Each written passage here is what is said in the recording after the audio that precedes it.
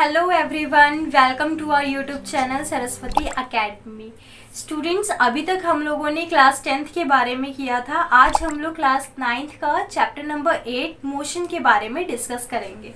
ठीक है, तो सबसे पहले हम इंट्रोडक्शन करते हैं कि मोशन होता क्या है ना। जो टॉपिक है मोशन, व्हाट इज मोशन। तो जो भी चीज़ें हम इन्वायरमेंट में देखते हैं, अब ये तो नहीं है कि हमारे इन्वायरमेंट में सब कुछ स्टेशनरी है, कोई फिक्स्ड पोजीशन पे रखा हुआ है एंड हमेशा ऑल द टाइम वो स्टेशनरी पोजीशन पे रहता है, ऐसा तो नहीं है ना। सारे ऑब्जेक्ट्स, कुछ ऑब्जेक्ट स्टेशनरी है बट कुछ ऑब्जेक्ट्स ऐसे हैं जो मूव करते रहते हैं। तो जो ऑब्जेक्ट की मूवमेंट होती है हम उसको क्या कहेंगे, मोशन। ठीक है, तो आप यहाँ पे देखिए स्क्रीन पे आपको डेफिनेशन भी लिखी है, the movement of a body या ऑब्जेक्ट। हम बॉडी को ऑब्जेक्ट भी लेते हैं। ऑब्जेक्ट मतलब कोई भी थिंग, कोई भी चीज़ अगर जब मूवमेंट हो रही हो तो उसको हम क्या बोलेंगे, मोशन। जब टाइम टू टाइम एक जगह से दूसरी जगह कोई बॉडी जा रही है, कोई ऑब्जेक्ट जा रहा है, तो उस टर्म को हम क्या बोलते हैं, मोशन। ठीक है, अब आप इसको और अच्छे से समझेंगे। एक एग्जाम्पल के साथ मैं आपको समझाने की कोशिश करूंगी। आप उसके एग्जाम्पल देखिए। जो आपका यहाँ पे कार मूव कर रहा है, राइट। आपका घर है, घर के साथ जब कार मूव कर रहा है तो आप देखोगे कुछ टाइम के बाद जब कार मूव कर रहा है तो कुछ टाइम के बाद वो दूसरे पोजीशन पे जाएगा। मतलब कार मूव कर रहा है तो अगर कार आपके घर के पास है तो कुछ टाइम के बाद अगर आप 5 सेकंड का यहाँ पे गैप ले तो 5 सेकंड के बाद जब कार मूव करेगी तो वो दूसरे पोजिशन पे जाएगी, राइट। तो यहाँ पे कार जो मूव कर रही है विद टाइम के साथ कार मूव कर रही है। तो कार क्या है, मोशन में है, मूवमेंट कर रही है, मतलब उसकी पोजीशन भी चेंज हो रही है। पहले पोजीशन कुछ और थी, अब पोजीशन कुछ और है 5 सेकंड बाद। तो टाइम के साथ जो मूवमेंट हो रही है ऑब्जेक्ट की, उसी को हम क्या कहेंगे, मोशन। तो यहाँ पे देखिए आपको लाइन में दिया हुआ है कि a body is said to be in motion when its position changes continuously with respect to a stationary object taken as a reference point। मतलब स्टेशनरी ऑब्जेक्ट को हमने एक रेफरेंस पॉइंट ले लिया कि एक स्टेशनरी ऑब्जेक्ट है, वो तो मूव नहीं कर रही। अब यहाँ पे एक हाउस है, वो मूव नहीं कर रही, लेकिन उसके साथ जो मूविंग ऑब्जेक्ट कार है वो मूव कर रही है, अपनी पोजिशन को चेंज कर रही है, and that is called motion. तो क्लियर हुआ कि मोशन है क्या। अब इसको मोशन को हम और अच्छे से डिस्कस करेंगे। इसके बाद 2 टर्म्स आते हैं मोशन में, आपको उसको टर्म को पता होना चाहिए। स्टडी को जब हम मोशन स्टडी करते हैं तो दो टर्म जो है आपके सामने आएंगे, डिस्टेंस और डिस्प्लेसमेंट। काफ़ी बच्चे इस 2 टर्म में बहुत कंफ्यूज रहते हैं कि डिस्टेंस क्या है और डिस्प्लेसमेंट होता है। कुछ स्टूडेंट्स तो डिस्टेंस और डिस्प्लेसमेंट को सेम मान लेते हैं कि ये दोनों में कुछ भी डिफरेंस नहीं है, ये दोनों एग्जैक्टली सेम है, बट ऐसा नहीं है, काफ़ी डिफरेंसेस भी है इनके। तो चलिए हम इसके बारे में डिस्कस करते हैं। डिस्टेंस सबसे पहले में हम डिस्कस करेंगे। डिस्टेंस क्या है, the distance travel by a body is the actual length. जो भी पाथ हम कवर कर रहे हैं, जो भी ऑब्जेक्ट अपना पाथ जो है कवर कर रहा है, उसका जो एक्चुअल लेंथ होगा कि उसने कितना पाथ जो है उसने कवर कर लिया, वो जो उसका एक्चुअल लेंथ होता है वो उसकी डिस्टेंस होती है कि उसने इतना ट्रेवल कर लिया। सपोज यहाँ पे एग्जाम्पल दे रखा है आपको कि एक आपको ट्राइंगल बना रखा है और यहाँ पे आपका पॉइंट है ए। अब मान लीजिए मुझे ए पॉइंट से सी पॉइंट पे जाना है, ठीक है। तो ए पॉइंट हमारा इनिशियल पॉइंट है और सी हमारा फाइनल पॉइंट है, ठीक है। यानी ए हमारा स्टार्टिंग पॉइंट है और सी हमारा एंड पॉइंट है। तो स्टार्टिंग कर रहा है, स्टार्टिंग में उसने 3 किलोमीटर ट्रेवल किया बी पॉइंट तक जाने के लिए, और फिर बी से वो सी तक गया 5 किलोमीटर। तो यहाँ पे टोटल पाथ कवर्ड क्या किया, मतलब उसने ए से सी तक जाने के लिए कितना कवर्ड किया, 8 किलोमीटर। 5 + 3 8 किलोमीटर। तो ये आपका हो गया डिस्टेंस कि उसने इतना पाथ जो है कवर्ड किया, ठीक है। अब ऐसे ही आपका डिस्प्लेसमेंट भी है कि जब बॉडी मूव करती है उसका एक पोजीशन होता है कि एक इनिशियल पोजीशन, इनिशियल और स्टार्टिंग दोनों एक ही है, फाइनल और एंड दोनों एक ही है, दोनों का मतलब एक ही है, ठीक है।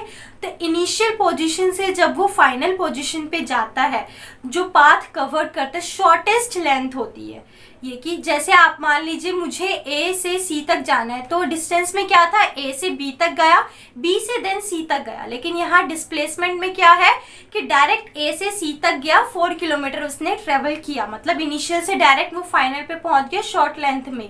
तो ये टर्म क्या हो गई, डिस्प्लेसमेंट, कि 4 किलोमीटर इसकी डिस्प्लेसमेंट हो गई। ठीक है, तो यहाँ पे डेफिनेशन भी आप देख सकते हैं डिस्टेंस और डिस्प्लेसमेंट की, मैंने लिखी है। The distance travel by a body is the actual length of the path covered by a moving body. जो मूविंग बॉडी से जो पाथ कवर्ड हो रही है, जो एक्चुअल लेंथ उसकी है, वो आपका डिस्टेंस होता है। ठीक है, एग्जाम्पल में आपको दे रखा है 5 किलोमीटर एंड 3 किलोमीटर, तो टोटल आपका 8 किलोमीटर आपका डिस्टेंस हो गया। ठीक है, डिस्प्लेसमेंट का when a body moves from one position to another, जब कोई बॉडी एक पोजीशन से दूसरे पोजीशन पे जाती है तो जो शॉर्टेस्ट लेंथ होता है उसको हम स्ट्रेट लाइन भी मान लेंगे। जैसे यहाँ पे मैंने आपको बना के दिखाया हुआ है फिगर में कि ये आपका स्ट्रेट लाइन है, तो वो आपकी इनिशियल और फाइनल पोजीशन है। ए आपका इनिशियल और सी आपका फाइनल पोजीशन। तो जो आपकी फाइनल पोजीशन होगी बॉडी की, उस डायरेक्शन को, डायरेक्शन भी इसमें गिवन होता है कि आपका ईस्ट से वेस्ट जा रहा है या वेस्ट से ईस्ट जा रहा है। जैसे सपोज करिए यहाँ पे आपका A टू C है। ठीक है, तो ये आपका डिस्प्लेसमेंट आ गया। ओके, तो अब हमें डिस्टेंस और डिस्प्लेसमेंट के बारे में पता तो चल गया कि डिस्टेंस और डिस्प्लेसमेंट है क्या। ठीक है, किसको हम बोलेंगे डिस्टेंस और किसको बोलेंगे डिस्प्लेसमेंट। अब जो कंफ्यूजन आती है कि मैम इसमें हमारा डिफरेंस क्या है, दोनों टर्म तो एक जैसे ही है, हम डिस्टेंस ही तो कवर कर रहे हैं दोनों में, लेकिन इसमें डिफरेंस है। क्या है, सबसे पहले तो डिस्टेंस क्या है, एक स्केलर क्वांटिटी है। स्केलर क्वांटिटी क्या होता है कि जहां पे आपको सिर्फ मैग्नीट्यूड गिवन हो, डायरेक्शन नो स्पेसिफाइड डायरेक्शन, कि आपको डायरेक्शन नहीं दे रखी कि कहाँ से कहाँ तक जा रहा है, बस आपको मैग्नीट्यूड दे रखा है कि जितनी लेंथ है, जितना उसने टोटल कवर किया है, बस आपको वो गिवन होगा, आपको डायरेक्शन नहीं दिया होगा कि कहाँ से कहाँ तक जाता है। ठीक है, उसके बाद आपका डिस्प्लेसमेंट क्या है, एक वेक्टर क्वांटिटी है। जहां आपका डिस्टेंस स्केलर क्वांटिटी था, वहां पे डिस्प्लेसमेंट आपका वेक्टर क्वांटिटी है। वेक्टर मींस जहां पे आपको मैग्नीट्यूड के साथ साथ डायरेक्शन भी गिवन हो। जैसे हमने अभी किया कि हमारी स्टार्टिंग पॉइंट A थी एंड फाइनल पॉइंट C था, तो हमें डायरेक्शन गिवन था, स्ट्रेट लाइन थी, इधर से उधर डायरेक्शन है हमारे पास, सब कुछ गिवन है, तो ये हमारा डिस्प्लेसमेंट। एक डिफरेंस तो ये। दूसरा डिफरेंस कि हमारा डिस्टेंस कभी जीरो नहीं आता। सपोज अभी आपने किया, आपको एग्जाम्पल दिया गया, तो उसमें जो डिस्टेंस आपको दिया गया था उसका कभी जीरो आएगा। जब हम पाथ का सम अप करेंगे, कितना भी कवर तो किया होगा, चाहे 2 किलोमीटर 1 किलोमीटर, कुछ ना कोई पाथ जब कवर करेगा तो कभी उसकी वैल्यू जीरो नहीं आएगी। तो इसीलिए हमारी डिस्टेंस जो होगी वो कभी जीरो नहीं होगी। बट हमारा डिस्प्लेसमेंट जीरो आ सकता है। कैसे आएगा कि जहां से आपने स्टार्टिंग करी, आपका स्टार्टिंग पॉइंट अगर A है और एंड पॉइंट आप घूम फिर के दोबारा A पे आ रहे हैं। सपोज करिए आपका पाथ सर्कुलर है, तो आप अगर सर्कुलर में आ रहे हैं तो A पॉइंट से स्टार्ट कर रहे हैं और फिर डायरेक्ट A पॉइंट पे आ रहे हैं दोबारा से, तो आपके यहाँ डिस्प्लेसमेंट तो जीरो हो गया, क्योंकि आपने जहां से स्टार्टिंग करी वहीं से एंड भी कर दिया, तो इससे आपका डिस्प्लेसमेंट जीरो आ गया। तो इसीलिए कहा जाता है कि डिस्टेंस जो है हमारा जीरो कभी नहीं आता, can not be zero, but displacement can be zero. तो ये 2-3 चीजें थी आपकी डिफरेंस में, डिस्टेंस और डिस्प्लेसमेंट के बारे में। एग्जाम्स में काफी बार ये क्वेश्चन आ रखा है और बच्चे कंफ्यूज रहते हैं कि डिफरेंस क्या है डिस्टेंस और डिस्प्लेसमेंट में। तो आई होप आप लोगों को समझ में आया होगा।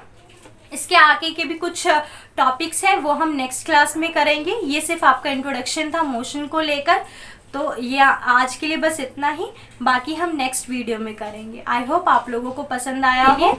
नेक्स्ट वीडियो देखने के लिए कीप लर्निंग, कीप वॉचिंग। अगर आप लोगों ने अभी तक चैनल सब्सक्राइब नहीं किया है तो चैनल सब्सक्राइब कर लीजिए। अगर अच्छा लगा हो तो लाइक भी कीजिए, शेयर भी कीजिए एंड कमेंट भी कीजिए। Thank you.